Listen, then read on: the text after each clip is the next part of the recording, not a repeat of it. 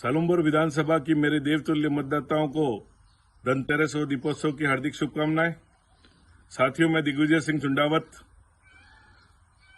प्रभारी राजस्थान भारत आदिवासी पार्टी सामान्य वर्ग, आपको ये आश्वस्त करने के लिए आज आया हूं कि अभी जो चुनाव हो रहा है आपके क्षेत्र में, वो चुनाव एक उम्मीदवार और एक पार्टी का सिलेक्शन नहीं होके हमारे क्षेत्र की शांति और व्यवस्था और चिरकाल के जो हमारे गंगा जमुनी सहयोग एक दूसरे से जातियों का रहा उसको पुनर्स्थापित करने का दौर है।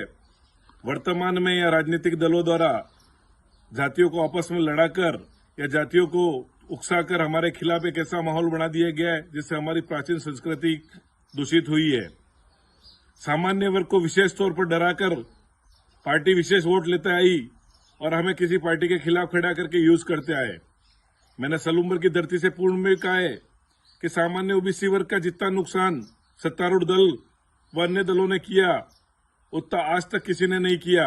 जिस दल को सर्वाधिक वोट हम सामान्य ओबीसी के लोग देते आए उसने सिर्फ हमसे लिया ही लिया और दिया कुछ नहीं।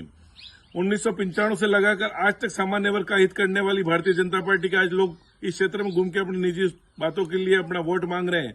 मैं आपके माध्यम से इन नेताओं को चैलेंज करना चाहता हूं कि सालुमपुर के गांधी चौक में आ जाएं या सालुमपुर के किसी चौराहे पे आके मेरे से भारतीय जनता पार्टी का प्रदेश अध्यक्ष हो, भारतीय जनता पार्टी के प्रभारी हो या भारतीय जनता पार्टी का कोई भी व्यक्ति ये बता दे, वो बहस करने तैयार है कि इन पिछले 30 सालों के अंदर यहाँ के सामान्य ओबीसी वर्ग को आप लोगों ने क्या दिया सिर्फ ठगने के अलावा। आप लोगों को आज भड़काया जा रहा है कि जनजाति युवा ये कर देंगे, जनजाति युवा वो कर देंगे, आदिवासियों की पार्टी युवक पार्टी होकर के बीजेपी के खिलाफ। साथियों, ये भय हम में भी था। हमने भी आसपुर में एक बार भाई उमेश को हराया, पर उमेश के चुनाव हारने के बाद हमने उनकी कार्य क्षमता देखी। वो हार गया तो भी वो मैदान में बने रहे और सादगी के साथ वही काम हमने भाई राजकुमार जी में भी देखा। और 6 साल में हमने जिस व्यक्ति को उनके पास भेजा उन्होंने उनके काम किए, कोई जाति पाति नहीं देखा और गरीब का सहारा बने और हर अच्छे काम में उन्होंने मदद करी हो। यही स्थिति आज मैं देख रहा हूँ कि आपके सालुमपुर में जो उम्मीदवार भाई जितेश कटारा है उसका भी सौहार्द ये पूर्व में जो घटना हुई है, मेरा ये मानना है कि सभी तरफ से बोला गया। हम लोगों ने भी उनके खिलाफ बोला, उन्होंने भी हमारे खिलाफ। पर वर्तमान परिस्थितियां आ रही है कि वो हमें सबको साथ लेके साथ चल रहे हैं। आज मेवाड़ की जो आबो हुआ है बरसों से जिसमें सर्व समाज साथ रहता था, जहां भामाशाह भी साथ लड़ते, हकीम खां सूर भी साथ लड़ते थे, राजपूत और आदिवासी भी साथ लड़ते थे, उस संस्कृति को छिन्न भिन्न किया गया और जाति को जाति के विरुद्ध खड़ा कर दिया है। वर्तमान में जो परिस्थितियां तैयार हुई है, माननीय रघुवीर जी मीणा भाई नरेंद्र जी और इनको टिकट नहीं मिलने के बाद यहाँ की राजनीतिक परिस्थितियां बहुत सारी परिवर्तित हुई और उसका मुख्य करता धरता आप सामान्य ओबीसी वर्ग और जरा भी आप विचलित हुए तो आपका वोट आपके गले की फांस बन जाएगा।